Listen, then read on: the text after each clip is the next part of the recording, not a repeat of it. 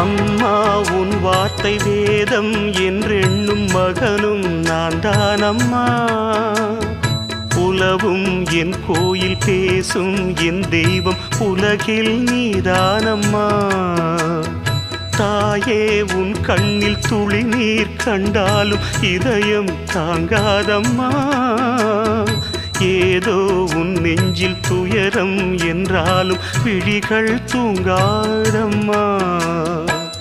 வண்ணமுகம் வாடி நிற்க பார்த்ததில்லை நானும் என்னாலும். வாடை கொஞ்சம் கூந்தலை ஆடை கொண்டு மூடிட வருத்தம் என்ன இந்நேரம்.